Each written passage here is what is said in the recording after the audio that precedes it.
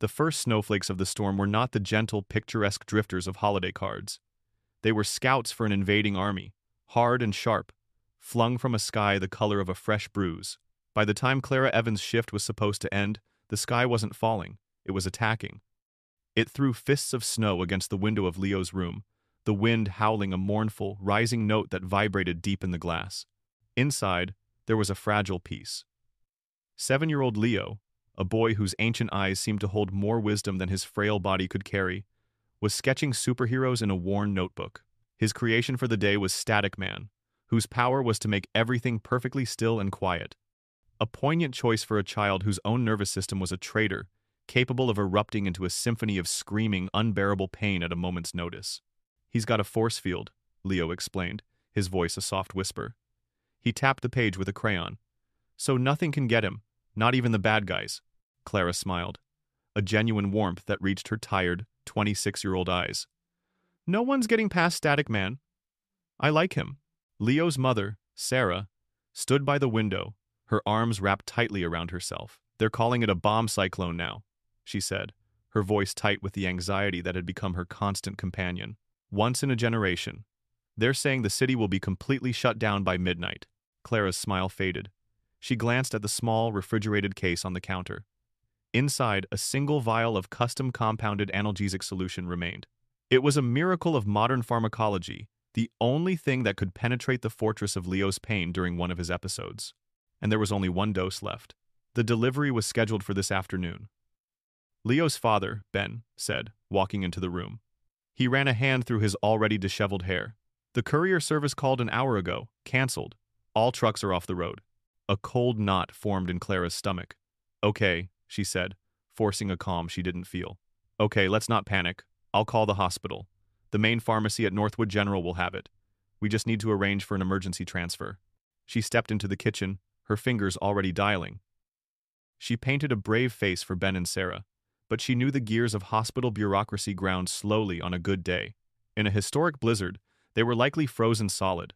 Her call was routed to her department head, Dr. Marina Markova, a woman who managed her pediatric hospice unit with the emotional detachment of an air traffic controller. "Clara," Dr. Markova's voice came through the phone, crisp and sterile. Clara explained the situation quickly, the urgency evident in her voice. "So the vial we need is at the main hospital pharmacy. I'm just trying to figure out the protocol for an emergency courier." There was a pause. Clara could picture Dr. Markova perfectly, sitting in her warm, pristine office, looking at a computer screen that reduced children like Leo to patient numbers and liability risks. "There is no protocol for that," Dr. Markova stated, her tone flat. "Certainly not in this weather. Hospital policy is clear. Nurses are not authorized to transport Schedule II narcotics, and we certainly can't dispatch a hospital vehicle in a state of emergency for a non-emergent situation." "Oh? Non-emergent?" Clara's voice rose, a crackle of disbelief in her tone. "Dr. Markova, you know what happens when Leo has an episode without his medication. They have the standard backup analgesics, do they not? We both know they barely touch the pain. It's barbaric to let him go through that when the solution is 10 miles away." "Your compassion is noted, Clara," Dr. Markova said, the words a cold dismissal. "But my job is to protect the hospital, its staff, and its licenses. The family should have had a larger reserve supply. That is their responsibility. The hospital will not assume the immense liability of sending a nurse on an unsanctioned, dangerous mission. Use the backup medication if an episode occurs. Do not, and I want to be absolutely clear, do not attempt to retrieve the vial yourself. It would be a serious breach of protocol, and I would have to act accordingly. Is that understood?" The line clicked dead before Clara could answer. She stood in the quiet kitchen, the dial tone buzzing in her ear like an angry insect. 10 miles. A whole world of protocol and policy and liability separated a suffering child from his relief.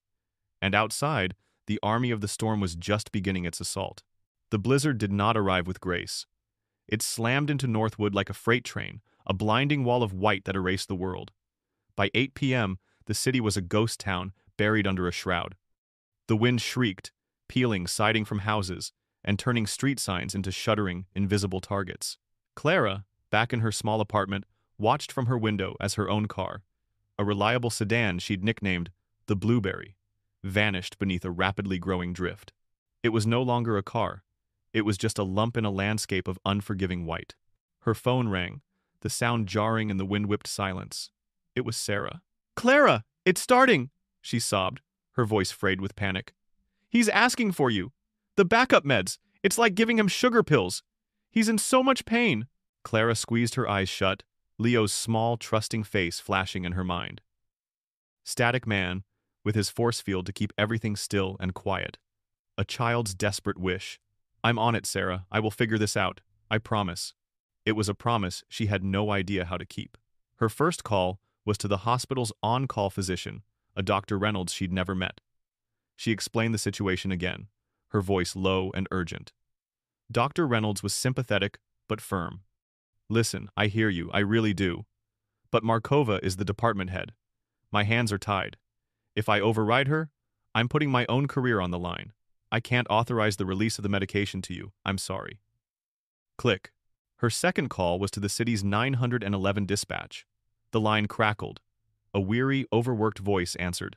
911, what is your emergency? "I'm a pediatric hospice nurse," Clara began, trying to keep the desperation from her voice. "I have a patient, a 7-year-old boy, who is about to go into a severe pain episode. His specific medication is at Northwood General. We need an emergency transport. Is the patient's life in immediate danger? Is he having trouble breathing?" "No, but he's in unimaginable." "Ma'am." The dispatcher cut her off, his voice strained. "We have over 100 active emergencies. Multiple pileups on the interstate, downed power lines, heart attacks. The governor declared a state of emergency 2 hours ago. All vehicles are ordered off the road. We can't dispatch an ambulance to deliver a prescription. It's not possible." Clara felt a cold dread seeping into her bones. Every door was slamming shut, every path blocked by a wall of procedure and protocol. The system, designed to help, was a fortress she couldn't penetrate. She took a deep breath and made one last, desperate attempt. She dialed Dr. Markova again. This time, the administrator's voice was not just cold, it was incandescent with fury. "Are you serious, Evans?" she snapped. "I gave you a direct order. You are harassing my on-call staff and wasting the time of emergency services. This is completely unacceptable." "A child is suffering," Clara pleaded, all pretense of professional decorum gone. "A child we are responsible for. How can we just do nothing?" "We are not doing nothing," Dr. Markova corrected, her voice dripping with condescension. "We are following protocol that exists for a reason to prevent reckless, emotionally driven decisions that create more risk." "You are a good nurse, Clara, but you are too involved. You see this one child, but I see a whole system I have to protect. If you go out in this storm, if you get into trouble, if something happens to that medication, the legal and professional fallout would be catastrophic. For the hospital and for you. I am telling you for the last time, stand down. If I hear that you have left your apartment, I will personally see to it that you are terminated before your shift even starts tomorrow. Your career in this city will be over. Do you understand me?" The threat hung in the air, sharp and absolute. Clara said nothing. "Do you understand me, Evans?" Dr. Markova repeated. Clara ended the call. She stood in the center of her living room, the howl of the wind her only companion. The walls felt like they were closing in, the weight of every no pressing down on her. The system wasn't just failing. It was actively, hostilely, telling her to let a little boy suffer. They had all made their choice, cloaked in the righteous armor of liability and procedure. Now she had to make hers. She walked to her closet and pulled out her warmest coat, thick snow pants, and insulated, waterproof boots. She found her thickest gloves, a wool hat, and a scarf. As she dressed, a quiet resolve settled over her. They could have their protocols, they could have their rules and their threats. She had a promise to keep. She packed a small backpack with a thermos of hot tea, a protein bar, a powerful flashlight, and a portable battery for her phone. She looked out the window one last time. It wasn't a city out there anymore. It was a blank, white canvas, a hostile and alien planet, 10 miles. She zipped up her coat, pulled the scarf over her face, and opened the door to the storm. The first step out the door was a physical shock. The wind hit her not as a current of air but as a solid wall, stealing the breath from her lungs and plastering her clothes to her body. It was a malevolent, living thing, armed with millions of tiny, frozen needles that bit at any exposed millimeter of skin. The world she had been watching from her window was a pale imitation of the reality. Out here, there was no up or down, just a swirling vortex of white. The streetlights cast a diffuse, sickly orange glow that illuminated nothing but the chaos immediately around her. The first mile was a brutal education. The snow on the sidewalks was already past her knees, and each step was a conscious, heaving effort, like wading through thick, wet concrete. Her thighs burned, her lungs screamed for air that felt too thin and cold to be of any use. She focused on a single point, the faint, hazy glow of the next streetlight, a ghostly beacon in the maelstrom. Reach the light, then the next one. This was how she would do it, one light at a time. Around mile 3, she was trudging down what she thought was the middle of a deserted main avenue when headlights cut through the blizzard, bearing down on her with terrifying speed. She threw herself to the side, tumbling into a massive snowdrift as a city police cruiser slid to a stop. A door opened, and a figure bundled in a heavy uniform stepped out. "Are you out of your mind?" the man yelled over the wind, his voice rough with exhaustion. Clara scrambled to her feet, snow clinging to her clothes. "I'm a nurse," she gasped, her words snatched away by the gale.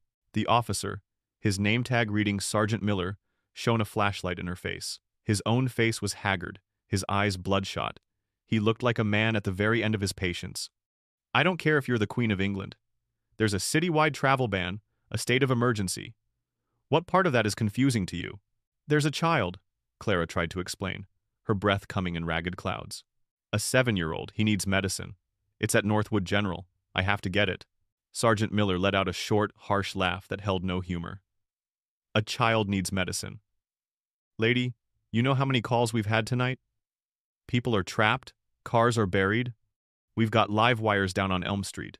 The entire city is falling apart, and you're out here taking a stroll. That's a hospital problem, not a police problem." He gestured vaguely into the blizzard. "Go home.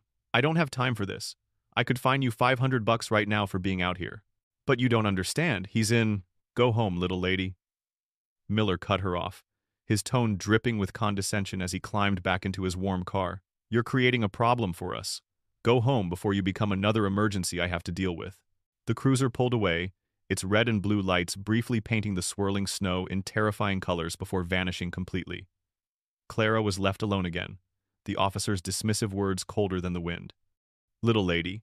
The system wasn't just indifferent, it was contemptuous. The anger that flared in her chest was a welcome heat against the encroaching cold. Fine, she would be a problem. The miles that followed blurred into a singular, grueling test of endurance. Her world shrank to the circle of light from her flashlight and the sound of her own ragged breathing. At mile 5, her left leg plunged through a crust of snow into a hidden gutter, sending a jolt of pain up her shin. She cried out, a small, unheard sound. For a terrifying moment, she thought she couldn't get up. The voices of her doubters swirled in her head. "Reckless," said Dr. Markova. "Out of your mind?" sneered Sergeant Miller. She pushed herself up, her legs screaming in protest. She thought of Leo. She pictured him drawing his superheroes, creating worlds where goodness was a tangible force. She had to believe in that world, even if this one was doing everything it could to prove her wrong. At mile 7, the cold finally won the battle for her phone. The screen flickered and died, plunging her into a deeper isolation. She was utterly cut off. No map, no clock. No connection to another human soul. It was just her and the storm. A profound, terrifying loneliness washed over her. Was this what dying felt like? A slow, cold fade into nothing? She stumbled forward, her pace now a slow, agonizing shuffle. The physical pain was a constant companion, but it was the mental battle that was wearing her down. Her mind began to play tricks on her. A snow-covered fire hydrant looked like a hunched figure watching her.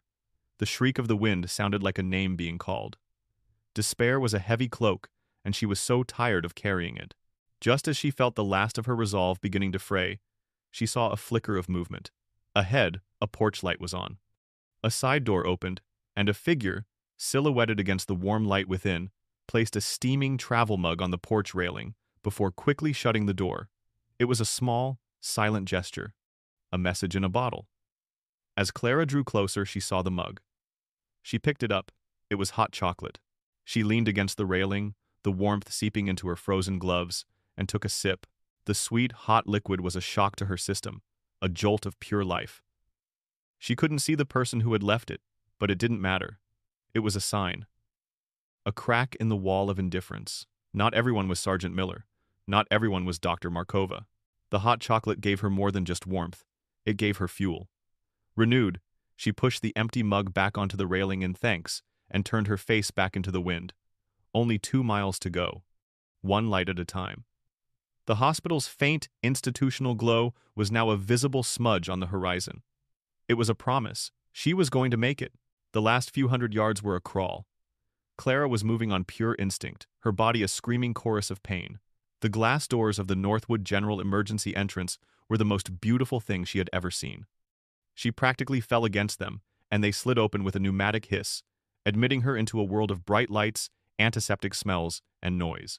She stumbled into the waiting area, a ghost sculpted from snow and ice. Her hair was frozen solid in strange wind-whipped shapes. A thick crust of ice clung to her eyebrows and scarf, and her face was a raw, angry red. She swayed on her feet, leaving a trail of melting snow on the linoleum floor. The triage nurse's head snapped up, her eyes wide with disbelief. A security guard took a half-step forward, his hand resting on his radio. The chaos of the ER seemed to hold its breath for a second, as all eyes turned to her. I'm a nurse, Clara stammered, her jaw so cold she could barely form the words. Her voice was a cracked whisper. Clara Evans. I'm here. For a patient. Leo Schmidt. His medication. It's in the pharmacy. The triage nurse, a woman named Brenda with kind eyes and a no-nonsense demeanor, was by her side in an instant, wrapping a blanket around her shoulders. Honey, you need to sit down. You look like you're about to collapse. Let's get your vitals. No, Clara insisted, shaking her head, though the movement made the room spin. The medicine first. Please, the boy is in pain. Brenda exchanged a look with the security guard, who was already speaking quietly into his radio. Standard procedure for any unusual event. A disturbance. A security risk. A nurse who appeared to have walked through the Arctic Circle to get here. And per that same protocol, for a matter involving an employee and a pharmacy request after hours, the on-call hospital administrator had to be notified. 5 minutes later, as a doctor was trying to examine Clara's frostbitten hands, the automatic doors slid open again. Doctor. Marina Markova strode into the ER, her expensive winter coat immaculate, her expression a mask of cold fury. She took in the scene Clara, shivering under a blanket, surrounded by concerned staff, and her face hardened into something truly cruel. She walked directly to Clara, her heels clicking sharply on the clean floor. She didn't lower her voice. She wanted an audience. I gave you a direct order. Dr. Markova's voice was sharp, cutting through the low hum of the ER. Heads turned. I told you explicitly not to do this. You are reckless, unprofessional, and a disgrace to this hospital. Clara, dazed and exhausted, looked up at her boss. She had no energy left to fight. You have endangered yourself, violated half a dozen hospital policies, and broken a citywide travel ban. Markova continued, her voice rising with theatrical indignation. You think this is heroism? This is insubordination. This is a liability nightmare. Security. She pointed a perfectly manicured finger at Clara. Escort her out of this building. She is suspended, effective immediately, pending termination. The security guard hesitated, looking deeply uncomfortable. The ER staff stared, a mixture of shock and disgust on their faces. This public, vicious dressing down felt wrong, and they all knew it. Marina, the voice was quiet, but it carried an authority that instantly silenced Markova. Dr. Anya Sharma, the ER's head physician, stepped forward. She was a small, older woman with silver-streaked hair and eyes that had seen everything. She had been observing from the nurse's station, her expression unreadable until now. Dr. Sharma placed herself between Markova and Clara. She looked at Clara's raw, frozen face, then turned her piercing gaze on the administrator. Marina, she repeated, her voice dangerously calm. This woman just walked 10 miles in a historic blizzard for a child you wrote off from the comfort of your heated office. You want to talk about professionalism? You want to talk about our duty of care? Look at her. She gestured to Clara. This is what our profession is supposed to be about. Not liability forms and protocols, but compassion. The kind you've clearly forgotten. Markova sputtered, her face flushing a deep red. She went against a direct order. She is a rogue employee. She's a nurse, Dr. Sharma corrected her, her voice like steel. And right now, she's the only one in this room I'm not profoundly disappointed in. Now, you have two choices. You can either stand here and continue to embarrass yourself in this institution, or you can go get the damn medicine from the pharmacy, now. A stunned silence fell over the ER. Dr. Markova stood frozen, utterly defeated by the unassailable moral authority of a doctor who had earned the respect of everyone in the room. Without another word, she turned on her heel and marched toward the pharmacy, her public humiliation complete. The nurses quietly broke into a brief, muffled applause. Dr. Sharma turned to Clara, her expression softening. "Let's get you warmed up," she said gently. "Brenda, start a warm 4 drip, and someone call the police motor pool. Find me an officer with a 4-wheel drive vehicle. We need to get this nurse and her medicine to a very important patient." The ride to Leo's house was surreal. Clara sat in the passenger seat of a police SUV, the precious vial of medicine tucked safely in a temperature-controlled case on her lap. The officer driving, a young woman named Peterson, regarded her with a look of pure awe. She had heard the story from the ER staff. She drove slowly and carefully, treating her passenger and her cargo with the reverence of a state escort. When they arrived, the relief that flooded the faces of Ben and Sarah was a palpable wave. Clara, still wrapped in a hospital blanket and moving stiffly, went straight to Leo's side. He was thrashing weakly in his bed, his face pale and slick with sweat, small pained whimpers escaping his lips. Clara administered the medication with practiced, steady hands, her own exhaustion forgotten. Within minutes, the tension began to drain from Leo's small body. The frantic lines on his forehead smoothed out. His breathing deepened. He opened his eyes, found Clara's, and gave her the faintest hint of a smile before drifting into a peaceful, pain-free sleep. Sarah sobbed quietly into her husband's shoulder, a sound not of grief, but of profound, overwhelming gratitude. In the quiet of the room, this was the only victory that mattered. But the story didn't end there. Officer Peterson, deeply moved by what she had witnessed, made a call. It was to her cousin, a night shift reporter for the Northwood Chronicle. She told him everything, from the 10-mile walk to the showdown in the ER. The reporter, sensing the kind of human interest story that could define a career, started making calls. By morning, the story was on the front page of the paper's website under the headline, "The Nurse Who Walked Through the Storm." The city, just beginning to dig itself out from under a record-breaking snowfall, was captivated. The story went viral. It was a beacon of light after a dark night, a tale of pure, selfless compassion in a world that often felt cold and cynical. Clara Evans became an overnight folk hero. Social media erupted. People shared the story with hashtags like "Not All Heroes Wear Capes" and Team Clara, but with the praise for Clara came a tidal wave of outrage directed at Northwood General's administration and the police department. Sergeant Miller's "Go home, little lady" comment, which Peterson had overheard and relayed, became an infamous meme, a symbol of bureaucratic indifference. The blowback was immediate and immense. The mayor's office, sensing a PR catastrophe for the city and a golden opportunity to get ahead of it, sprang into action. An official inquiry was launched at Northwood General. Dr.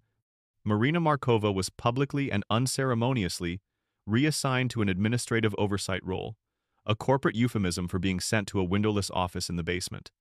The Northwood Police Department issued a formal apology to Miss Evans, announcing that Sergeant Miller had been placed on administrative leave pending a review of conduct. A week later, Clara found herself standing in a packed room at City Hall, blinking in the glare of television cameras. She wore a simple dress, her hands still bandaged from the frostbite. She stood beside Mayor Thompson, a man who knew a powerful photo opportunity when he saw one. "In a time of crisis," the mayor boomed, his voice resonating through the room, "we look for heroes. We look for symbols of our city's strength, of our community's heart. We found that hero in a young nurse who refused to take no for an answer." He turned to her, holding a large, ornate, ceremonial key. Clara Evans reminded us that rules and protocols are meant to serve people, not the other way around. That compassion is the ultimate emergency service. For her courage, for her dedication, and for representing the very best of Northwood, it is my profound honor to present her with the key to the city. The room erupted in applause. Clara accepted the heavy key, her hands trembling slightly. She stepped to the microphone, looking not at the cameras, but at the faces in the crowd. "Thank you, Mayor," she said, her voice quiet but clear. "I'm not a hero. I'm just a nurse." That night, a lot of people did their jobs. The dispatcher, the doctors, the officers. They were all following the rules they were given. But sometimes, the rules aren't enough. I just did what anyone would do for someone they care about. She paused, taking a breath. This honor doesn't belong to me. It belongs to all the caregivers, the nurses, the aides, the parents who do the right thing every day when no one is watching. It belongs to Dr. Sharma, who spoke up when it would have been easier to stay silent. And most of all, she finished, a soft smile on her face, it belongs to a very brave 7-year-old boy who loves to draw superheroes. Later that evening, the heavy, symbolic key sat on her coffee table. The news was replaying clips of her speech, but Clara wasn't watching. She was back where she belonged, sitting in a comfortable chair beside Leo's bed. He was awake, happily sketching in his notebook. He was working on a new character. It was a woman in a simple coat, a bright light shining from her hand, walking through a blizzard. He'd named her the Guardian. Clara watched him draw, her heart full. The city could have its key. This, right here, was the real reward.